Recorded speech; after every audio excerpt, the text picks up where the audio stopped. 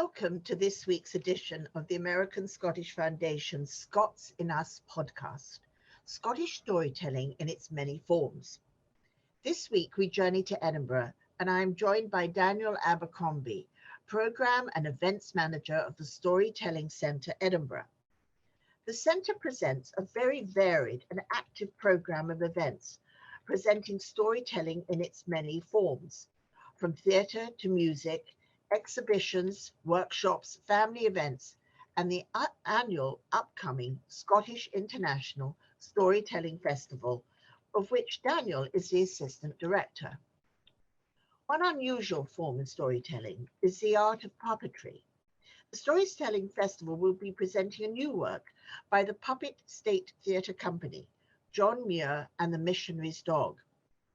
This is based upon John Muir's true story of what happened on an Alaskan glacier with a dog named Sticken in 1880. It is one of Muir's best known writings.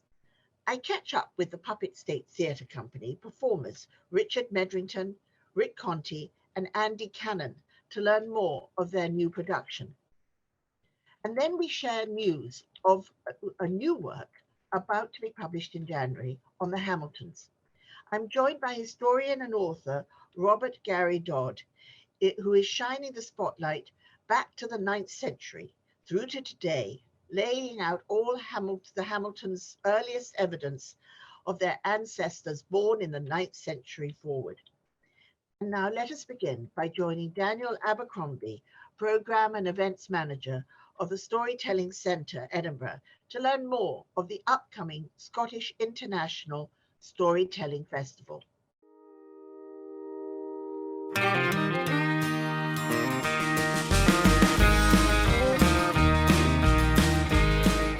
Daniel, good morning, and thank you for joining us today to introduce us to the Storytelling Centre in Edinburgh, but also to tell us about the upcoming Scottish International Storytelling Festival.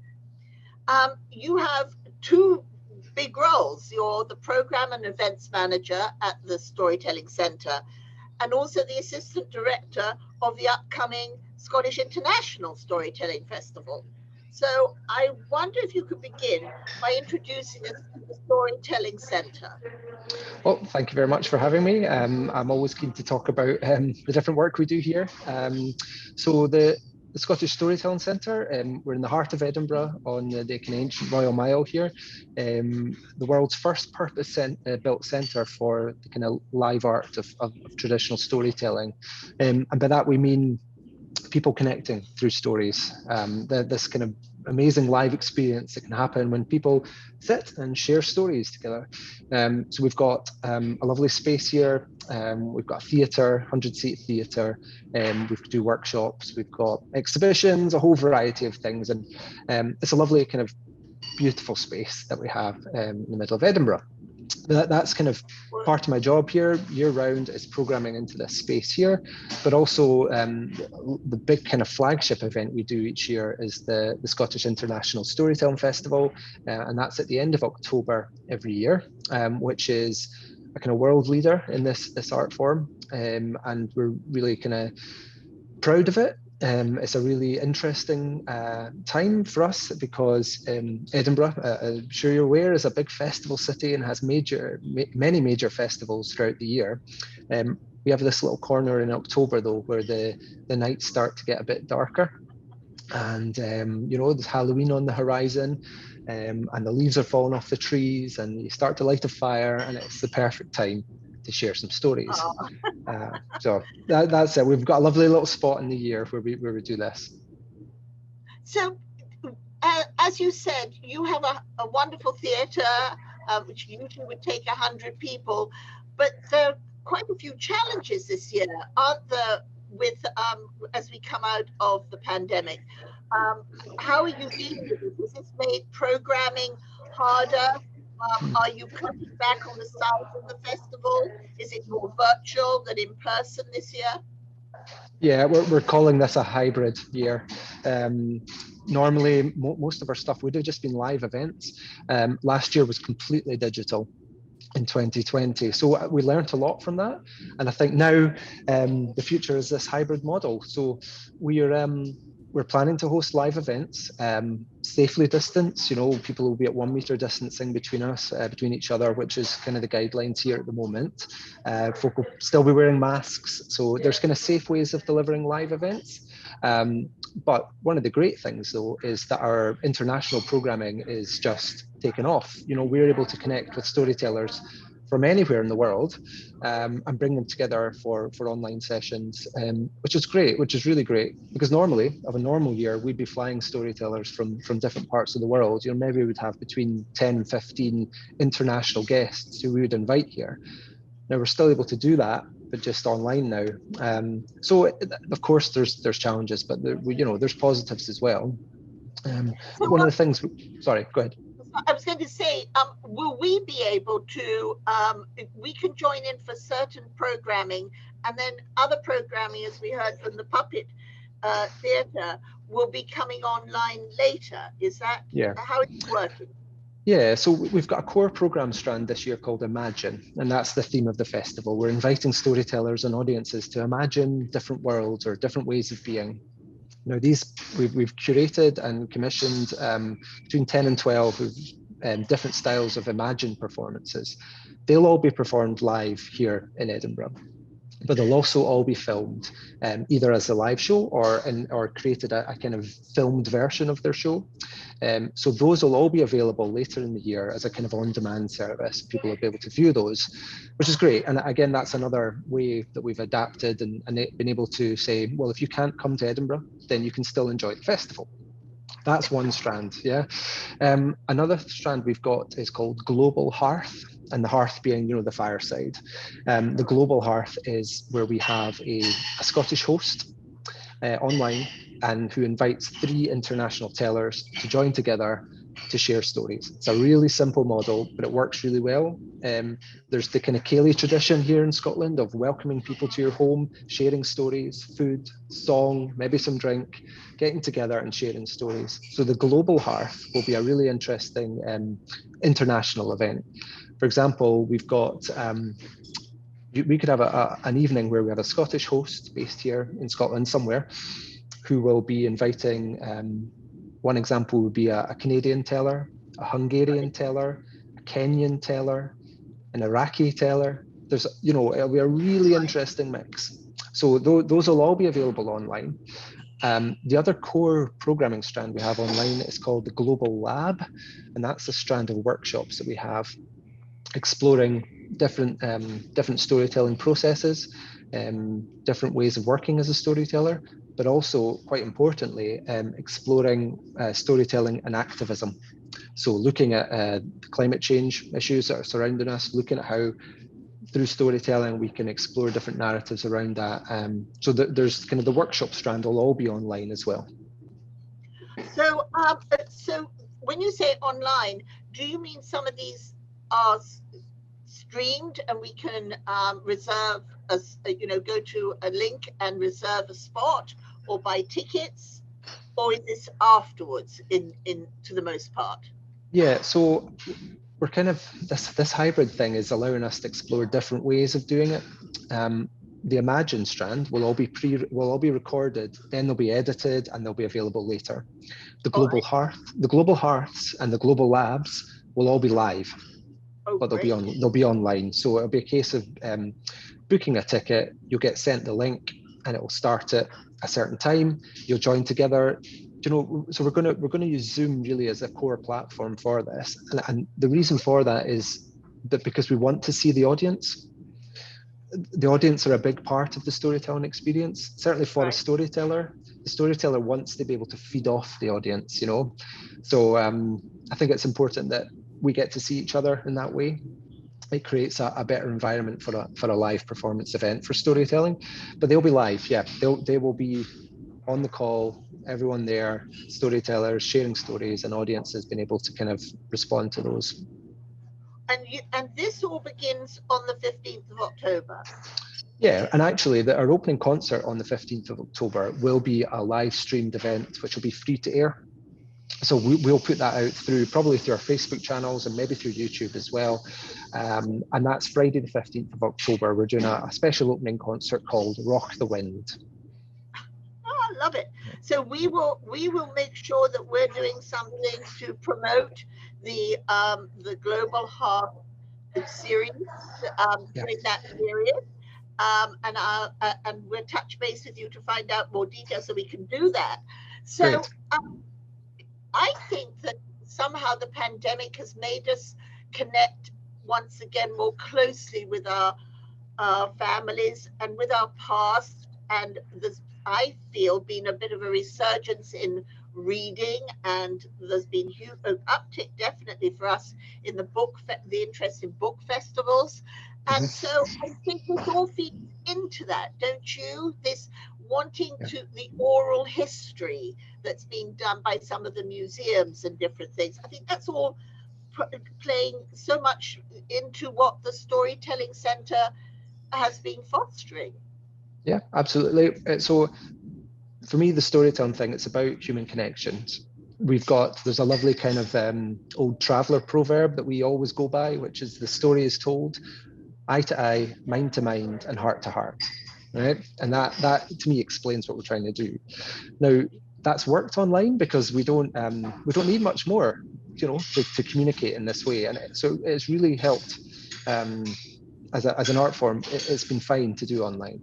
However, in August this year, we did some live events for the first time in 18 months, and that vibrancy, that buzz that we got from actually seeing people in person and seeing audiences, and there was something. For me, it's redefined why we do this and actually why that's so special. So, it's just interesting you say something about being at home with our families and things. As we look into next year, there's one of the things we'll be looking at is potentially this thing called attic archives, where people have got, if you've not been able to leave the house for a couple of months, you've maybe explored old family albums, you've maybe tidied up boxes of photographs or whatever it might be. And I think that's a really interesting thing to explore. What it means, who we are, what our families are, what the history of our families are. It's a really interesting thing to explore, especially when families are spread across the world. That's quite a nice thing to explore. I think so. And when I went on the website, I saw that you are doing something around talking statues and the statues telling their stories. And we've been involved in a similar type of project over here. And it's been wonderful for getting people engaged and understanding the statues better. Can you explain? But you're taking a different tack. You're asking people to send in their stories about that statue. Yeah. And we heard about the Talking Statues project over there. Ours is slightly different. What we're asking to do, and this is being led by the Scottish Storytelling Forum, which is our kind of national network of storytellers and people who are interested in storytelling. There's ever since the Black Lives Matter movement last year, really kicked off and became part of the kind of more national conversation. There's this conversation here in Edinburgh, particularly as in other places, about who statues are for, who they represent. And there's an interesting stat in Edinburgh. There's more statues of animals than there are of women, for example, which I think is a pretty crazy stat. So what we're asking people to do, is to think, to explore if there's a statue in your area, to explore the story of that statue, and maybe learn how to tell that story if you wish to learn some storytelling skills. But the real core element of it is if you could create a statue for somebody. It doesn't have to be a famous person, it could be your gran. If you could put someone on a plinth, who would it be and why would you do that? What's their story, and can you tell that story? We want to hear that story. So this project is partly about starting that conversation. It's also partly giving people some storytelling skills so that they might want to tell that story. And then we've got an online sharing event where people can come along and share that story as well. So there's a whole kind of variety of ways we're tackling this, but the core of it is, if there's an empty plinth out there, who would you put on that plinth?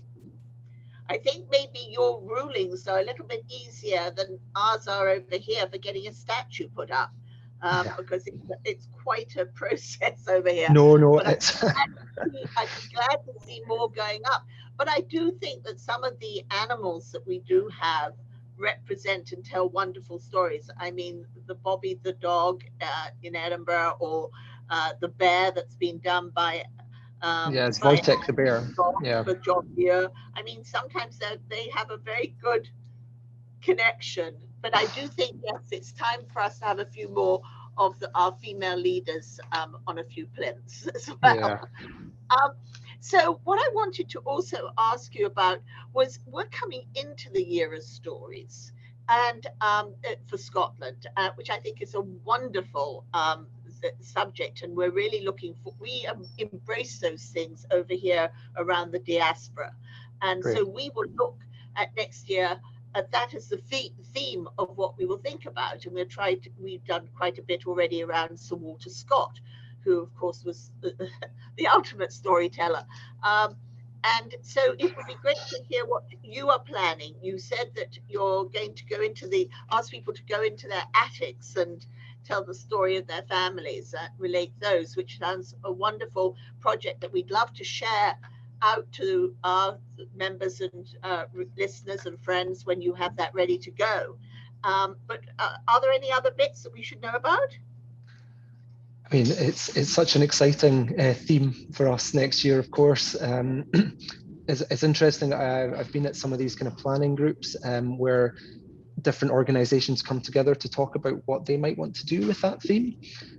Scotland's Year of Stories, and it's been so popular, really, really popular, because at the core of what we all do as cultural organisations or whatever is trying to tell a story. You know, it's actually highlighted how rooted a lot of the artwork that we do is rooted in storytelling. So what I think for us, we've got this venue here in Edinburgh, so it needs to be a hub all year round. So we'll be doing different styles of events. We're going to try some new styles of storytelling events, and we're going to have this as this central space where people can come and explore different styles of storytelling. The Storytelling Festival, of course, later in the year will be themed around this. And I think what we'll look to do is not so much take on the traditional myths and, you know, the legends of Scotland, but actually look more at the stories of the people of Scotland. Yes. And I think that's the angle we'll probably try and explore, because and with no real definition on that, there's people who've just come to Scotland, there's people who've moved away from Scotland. All those stories are really interesting when you think about what it means to be Scottish. So I think that's what we'll delve into. We've got another really exciting project, which is all funding dependent at the moment, but what we'd love to do is explore some of Scotland's greatest kind of stories within novels, and actually challenge some creative people here to come up with creative responses to those stories and make them into some live performances with some kind of additional research materials around them. So that to me would be a really exciting project, but it needs a bit of funding that we're still waiting on. So if I can just add one thing about Walter Scott, because we're celebrating his 250th anniversary this year. Throughout the year, there's been lots of events happening. We're looking at tackling Scott in quite an interesting way for one of our global Hearth events. So this is one of the online international events. So if Walter Scott is Edinburgh's storyteller, if his writing has represented Edinburgh on the page over many, many years, and if Edinburgh is the first UNESCO City of Literature, there's now this wide network of cities of literature across the world. So what we've done is partnered with 3 other cities across the world, and we have a storyteller from each city. So these cities are Dublin in Ireland, Beirut, and Seattle, which are all cities of literature. And what each storyteller from those cities is going to take at least one author, maybe 2 authors, which represent that city. who's writing or performing has really represented it. And we'll have an Edinburgh storyteller talking about Sir Walter Scott. So yeah, Seattle's involved in that one. We've got a great author and storyteller called Marcus Green who's going to be performing in that one. And so on that event for Sir Walter Scott, that's pulling together all these wonderful hubs of UNESCO sites, which day is that going to be on? So that will be Thursday, the 21st of October, and it will start at 8 p.m. UK time, and it'll be hosted on Zoom for storytellers exploring authors and writers who have really defined their city of literature. And so, we can go online, reserve a ticket, and join you for Zoom that day. Absolutely, yeah. Oh, thank you so much, Daniel. I'm so looking forward to continuing the conversation very soon. Thank you, Camilla. Because everyone's got a second chance in this life, you gotta make it right. Because we've all had those drunken days and nights when everything's going wrong, we don't belong. Good morning and welcome to you, Gary. I am so glad that you're able to join us.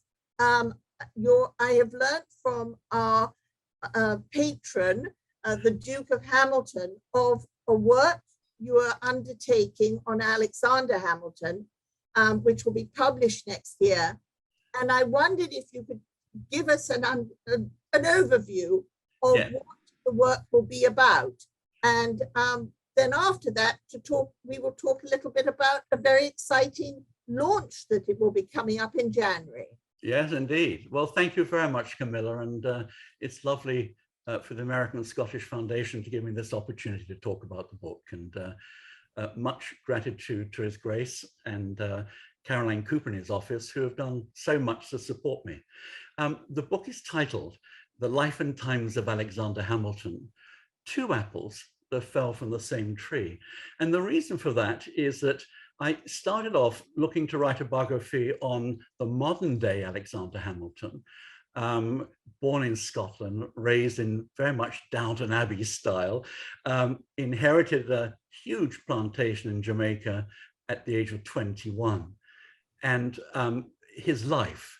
But as I started to research his life, I was fascinated by the volume of Hamiltons in history that have impacted that history. Some we know, most we probably forget about.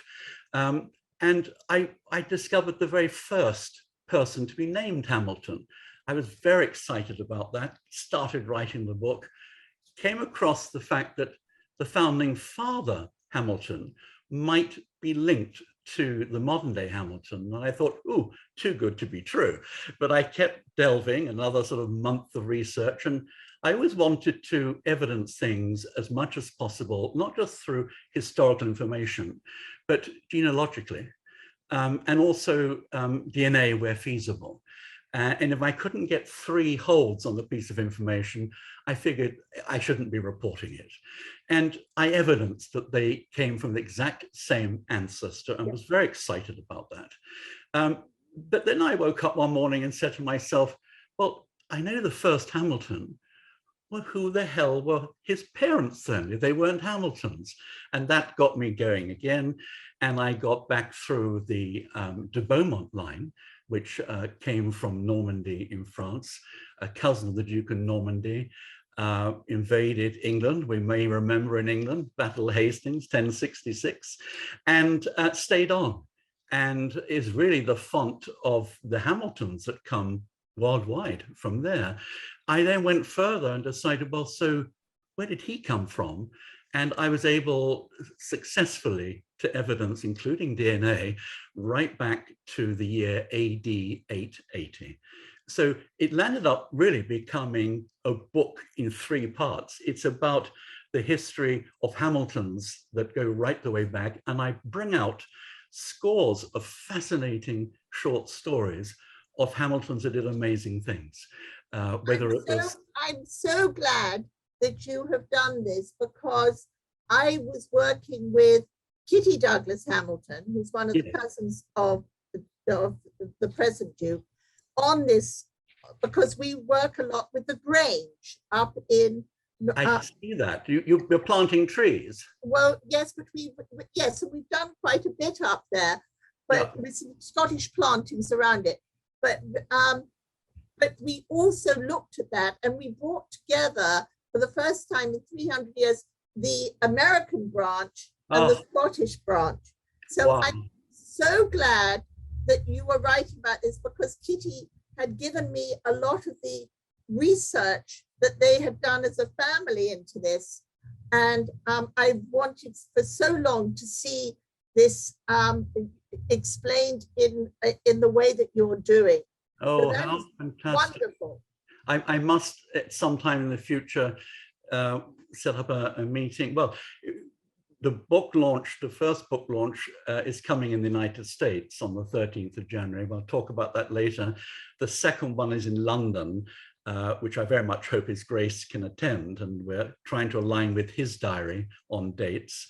And the Hamilton family in England is sponsoring that book launch evening. But I'd very much like Kitty to come along. That'd be wonderful to meet her. But as I got through to that book, I was saying, it became this book about the history of Hamiltons, taking my two Hamiltons, the founding father and his namesake, the modern day Alec Hamilton, and looking at that line that goes all the way up and back, and writing about all of those history-making moments that Hamiltons have been involved in. I was shocked in my day. I had no idea, I didn't remember from my history lessons at school, that there was Hamilton who was heir presumptive to the throne of Scotland. And I was like, oh my goodness, had little baby Mary Queen of Scots died, then at that stage, Hamilton would have been the King of Scotland and most likely of United Kingdom today. But this book is going to be such a wonderful capturing and recount of this incredible family and lineage. And from what I've learned in our short conversations, there is a stage play underway, and it ties into your launch in January. Could you tell us a little bit about that? I will, because, and just giving you a couple of other finishing touches, you know, we look at the Hamilton that worked with Mary Queen of Scots very closely. We look much wider. I can't write a biography of the founding father. So many have been written, but I can write a very good summary that ties in with history and information such as I didn't know that a very senior British aristocratic Hamilton was fighting on the other side at the same time. Yes, that's and landed up being the prisoner of another founding father to come. And I talk about the Hamilton that was a great friend of Sir Winston Churchill. So when you think of all those things and the stories that Hamilton told of when he met the last Tsar and the last Emperor of Germany on behalf of George V, when King Edward VII died, and you look at all these collective stories, the organizing committee for the Dunedin, Florida annual film festival said that they were fascinated with this. They wanted to sponsor my book launch on the opening night of the film festival coming up on the 13th of January next year. And then they went a step further, which is very surreal. And they said that if I would share the manuscript with them when it's gone through its first full edit, they would like to, and they have engaged already a scriptwriter, and they're going to create a short stage play to launch at the festival. And I'm blown away by that. And something I'm doing right now is launching an Instagram page, which comes out this Sunday. And everyone that's following me, and particularly people that come from your foundation, from Hamilton clans, etc., and societies, those followers will be the first to know the exact confirmed date the book publishes, and they'll also be the only ones that get a discount off the book. Oh, but I think there are, you know, Hamilton as one of our founding fathers in the United States, and the legacy he has left even to this day, yes, for his work within the Treasury, etc., makes this such a fascinating story. But the Hamiltons that are closer to the foundation, because the Duke of Hamilton's brother, the great uncle of the Duke today, Lord Malcolm Douglas Hamilton, they were great adventurers, and they've always had such a wonderful spirit and been so involved in everything. I think, you know, in that spirit has kept coming down, because when I read the stories of lots of these people, it is one of constant adventure. Even the present day, he was constantly on the move. Even the modern day Alexander Hamilton I write about was constantly on the move. Sadly, he died at Easter Sunday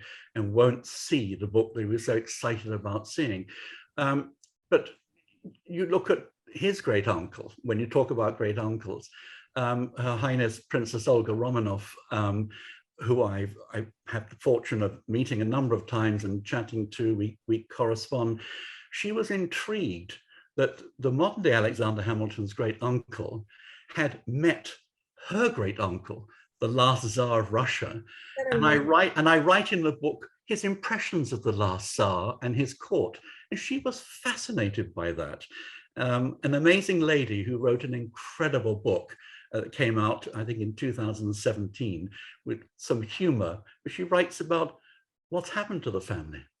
I'm a great one for pushing others, not just myself. Well, thank you for joining us this You're morning. most welcome. And to give us this snapshot. We look forward to joining you again. I hope maybe in January. I would love that. Because the book is scheduled to come out, we hope, around the 13th of January. Yes. Another historical date around which Alexander Hamilton can be linked. And we can then see how everything is going, and maybe talk in more detail about the stories that you've noted, not the stories, the historic tales that can be really looked at within here. And particularly to the founding father, as it would have been, it's his birthday coming up on the 11th of January. So this will be wonderful. So we really thank you. Thank you. And I wish all your members a very happy summer and fall. Bye-bye. But I know nothing will become of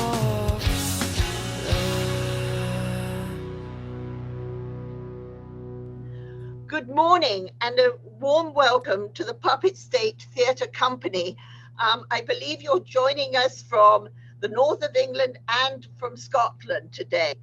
We're delighted you're with us, and you're going to be able to speak to us of your new production, which is around John Muir. But may I start, Richard, by asking you to tell us a little bit about how the company came together and your love of puppeteering. Hello, Camilla. Thank you for having us. Yeah, sure. Well, I started doing puppetry in 1984. I started my own very small puppet company, and that kind of kept me alive just about over the years. And then I finally moved to Edinburgh 30 years ago. And shortly after that, I met the excellent puppeteer who I can see down there on my screen, Rick Conte. And we've been performing together for quite a few years now, 16 or 17 years. We started off doing shows for the Scottish Forestry Commission, and then we did a play called The Man Who Planted Trees, based on a book by a French writer called Jean Genot. And we've now performed that as a two-man show, usually with my wife Elspeth as our technician and tour manager. We've gone all over the world with that show, and I think we've performed it 1,800 times now, approximately. We've done quite a few tours in America and Canada as well. And we've done other shows. I did a solo show without puppets, actually. And then but for a long time, we've wanted to do this show about John Muir and one of his adventures. So you're working with the storytelling Centre, the Storytelling Festival will take place from the middle of October. And they seem to be a wonderful conduit for the storytelling as a wonderful art form. Have you worked with them a lot before? I've worked with them since I first arrived in Edinburgh. That was the first place I performed at, and they've been incredibly supportive. I've now done, I think I've performed in the Edinburgh Fringe 25 times or something like that, and all but 2 of those productions have been at the Storytelling Centre. So they're a wonderful, it's a wonderful place right on the high street between Edinburgh Castle and the Royal Palace, in John Knox's house. And it's if anyone who hasn't been to Edinburgh, come just to see that place. It's fantastic. And the production you're putting together that's going to be taking place at the end of October 30th and 31st, I believe I got that right, is a new production, the John Muir and his Missionary dog. Rick, would you like to tell us a little bit about that and how that's coming together? Well, as Richard says, we've been thinking about John Muir for a long time, because our company is kind of a Scottish-American collaboration, because I grew up in Georgia, but I moved to Edinburgh 32 years ago. I've been here ever since. And one of the stories we've always considered was John Muir, because we love his conservation legacy, and because he was born just up the road in Dunbar and moved to America to become one of, the father of the national parks in America. So we always thought that made a lot of sense. There's only two people. There's only 2 people in the history of the United States that have been on a stamp, on an American stamp, twice. One is John Muir, and the other is Elvis. Well, we're very close to the John Muir history, because we've done an exhibit that's been touring with the National Park Service for the last 7 years, called In the Footsteps of John Muir. So when I heard about this wonderful show that you have put together with the puppets, I was very keen to hear a little bit more. And this is about his trip, one of his trips to Alaska. Could you explain a little bit what the story is around this and how you adapt it? Well, I'll answer that a little bit and then throw it back to Richard. But it's the overarching, legacy of John Muir and his life. It's a very difficult thing to corral and put into a 1-hour show. There's several highlights, one of which is the story of John Muir and the dog named Stickeen, who go out and get stuck and have life-defying adventures. Richard? Yeah, it's actually, it's not the missionary dog, it's the missionary's dog, because the dog belonged to one of the missionaries. He was a great friend of John Muir. So John Muir traveled to Alaska with some Presbyterian missionaries, I think 1878, if I've got that right. And so the story is fantastic, and that's been the story we've wanted to somehow bring to the stage for more than 10 years. I think we've been talking about it, isn't that right? Yeah.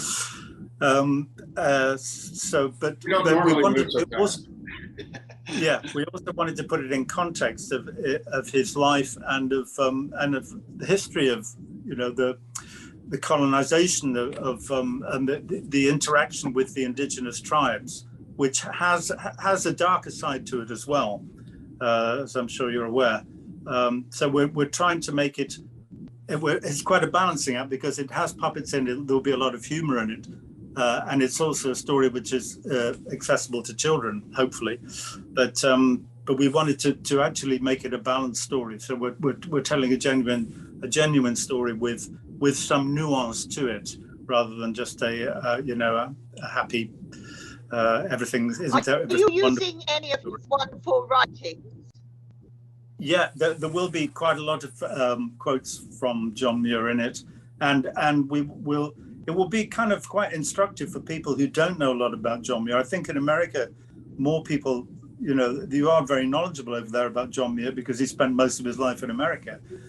Over here, if you mention John Muir to most people, they will talk about something called the John Muir Way, which is a walkway which runs right across Scotland, tracks from Dunbar, where he was born, to Helensburgh, where he set off for Wisconsin in the mid-19th century. But people don't know an awful lot about him. And I think in America, some people don't actually know he was Scottish. Correct me if I'm wrong about that. Yeah, he's far better known. I think we've all been trying to make sure that we've all been trying to make sure that they realise that he was Scottish. I'm sure you'll have done more than most to make that. Actually, I think the thing with the stamps, Rick, I just found out that some presidents have been on a stamp more than once as well. But the only non-presidents who've been on an American stamp twice are John Muir and Elvis Presley, which is quite amazing, really, when you think about it. So going back to the production and the Storytelling Festival as a whole. The Storytelling Festival takes place once a year and is a wonderful way for people to take a moment. I've noticed how there's such a resurgence around the book festivals as well, and such a huge interest. You've had other works that have been on at the Storytelling Festival, and those works, are they available for people to look at on your website? Well, occasionally we've had two shows that we have filmed. One is, as I mentioned, The Man Who Planted Trees. The other is a story by J.R.R. Tolkien, one of his lesser known stories called Leaf by Niggle. And both of those we put out occasionally on YouTube to be viewed. I don't think they're currently available, but they will be again. Say more about that. What I would encourage listeners to do, this is Elspeth, company manager speaking, is to join our mailing list where you will hear about when the videos are next released. And you can also subscribe to our YouTube channel where trailers for each of these shows are visible, viewable. And so puppetstate.com is our main home with links to connect through other social media and so on. I'm gathering that the shows will be filmed on October the 30th and 31st, and then they're going to be edited and made available on your website. Is that correct? Yeah, I think on the Storytelling Festival website initially, so they'll go out through the Scottish Storytelling Centre. So yeah, I'm not sure how long it's going to take to edit, a couple of weeks probably, and then they will put them out in November. Well, please keep telling us any news. We're a bridge to Scotland, between Scotland and the United States. We'd love to hear more news from you and to understand more of what you're doing at the Puppet State Theatre Company. We're really grateful you took a few minutes to tell us and introduce us to the puppeteering that you do. And thank you today. Thank you for having us. Thank you. It's been lovely speaking to you. Thanks, Camilla. And yeah, we'll keep watching your podcast. Thank you. Nice to see you. Thank you for joining us today as we were introduced to the work of the Storytelling Centre Edinburgh and the many different expressions of storytelling that will be part of the Scottish International Storytelling Festival, taking place October 15 to 31st. 2022 will be the year of stories in Scotland and is... Thank you for joining us today as we were introduced to the work of the Storytelling Centre Edinburgh and the many different expressions of storytelling that will be part of the Scottish International Storytelling Festival taking place October 15 to 31st. 2022 will be the year of stories in Scotland, and as we learn more of the programming being planned, it is clear it will be a time of celebrating the great authors and storytellers from Burns to Scott to our great contemporary authors, all of us having stories to tell. As president of the American Scottish Foundation, I would like to add our thanks to all of you, our listeners, friends, members, and patrons, helping us to share our love of Scotland. Thank you for your support. Visit our website to learn more of our programming and of various ways to be involved. Our podcasts are released the first and third Monday of the month, and our Sounds from Scotland music link up, hosted by our music ambassador Jamie McGeechan, is released live on the third Sunday of the month. Thank you. Till next time.